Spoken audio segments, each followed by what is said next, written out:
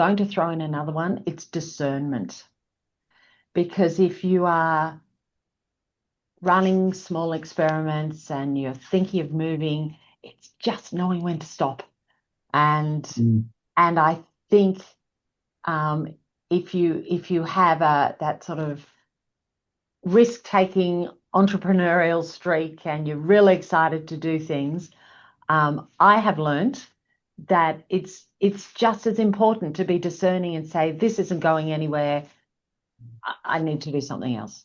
And I think back to AI, it gives such a great opportunity to do that because you can try something really quickly. You could figure out something on the weekend, try it over the next month, and then call it if it's not going to work. So I think and boy, agile, but you have to be as quick and as agile now as ever. And that's what I would say to our small businesses, to myself and to our small businesses, but that continuous learning, the agility and discernment is one that I always try to check myself with. Now, Stephanie, we've not heard anyone talk about discernment, so just give me 2 minutes to try to unpack this.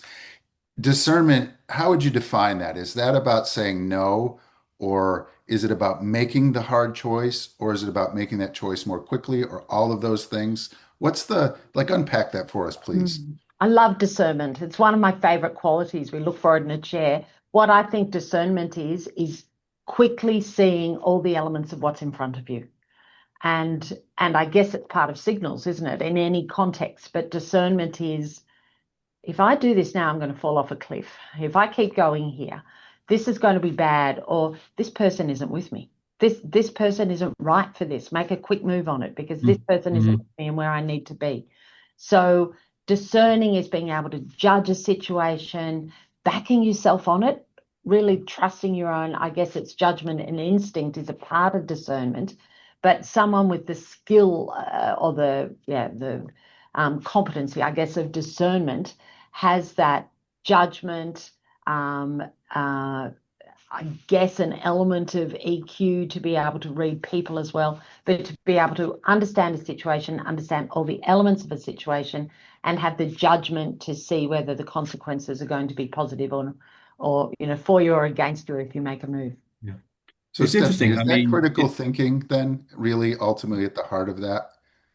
And then the ability to apply that critical thinking to real world situations quite quickly? What an interesting discussion. You could discuss whether it is, right, whether they're right. the same thing or not. I guess I'm describing critical thinking, but I think of discerning, there's an element of gut in it too, a Yeah. really nice part of gut. And I think that's important to be insurgent. Well, it's interesting because what I'm hearing, and correct me if I'm wrong, what I'm hearing you say is really how do you get to faster decision making, right? Mm, And mm, we had a guest on who was a CEO of a hospitality tech platform company, and he talked about how one of his regrets was that he wished he had made some decisions sooner. yeah, So back to your point, he was a first-time CEO, and he said that he wished he'd made some decisions that, he later made, he wished he had made them sooner. yeah. So yeah, that ability to take in the information quickly and then make a decision and move forward and adjust as necessary, I think is important too. I agree with you. Well, it's the balance of judgment and discipline. I can Yeah. remember, and it was years ago back in my SHL days where I heard a psychologist talking about the different parts of the brain, but those people who really use gut, that in an intelligent, that it's one absolute form of leadership, and Hmm. and it's always been mine. Again, perhaps sometimes it's more of the discipline to go with it. Probably would have served Yeah. me better, but I think that that's a huge part of discernment. And so critical thinking, Matt, could be an overlay, could be part of it. It's a whole broad area. Yeah. It's like Okay, but I think avoiding there's some, analysis paralysis, right? Totally. yeah, Yeah. I think there's something interesting here, Stephanie, that we haven't explored. So forgive me for pushing this Oh, thing loving it. ahead, right? So gut, right? So Mm, and I agree, right? So if we can kind of develop this idea a little bit, like how do you develop your gut, right? In a sense of, partly it's a function of experience and having been in situations, over and over, or in having your sort of mindset tested and stretched. Sort of gut ultimately sort of evolves to these heuristics that we use to make decisions. Mm. Is that fair? Now, if this is a key component, how do you and how do you think about helping leaders develop the muscle to A, build a gut that's a strong decision filter, and then learn to trust that gut, and then most importantly, use that gut to make hard decisions. I think that's, to me, the flow.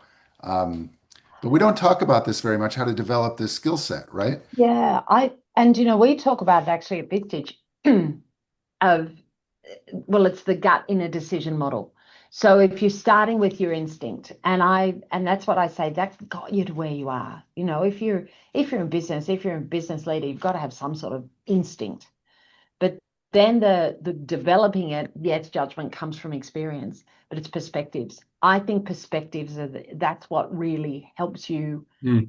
build your gut, because then you're testing it or you're hearing it, and we do it at Vistage. This, if I were you, I'd do this and this, and you're listening to yourself thinking. So it's being open to perspectives, but then Right. trusting it's about you and it's your decision and what you're going to do. And some people can have a terrible gut. I love what Seth Rogen says about Seth Godin says about not Seth Rogen, Seth Godin says about decisions. There's no bad decisions. The decision is the decision. It's the outcome that might be good or bad, and you should decouple it. But some people, that their instinct is just off, and I guess there's a nature nurture. I suppose if you know that inherently you do have good instinct, you do have you trust your gut, you are a discerning person naturally, then I think growing and developing it and enhancing it and bringing in perspective, so you're getting better at testing, am I right or am I wrong? You're kind of doing your own experiments on yourself. I think that's how you can grow to be a better leader in this world, this context.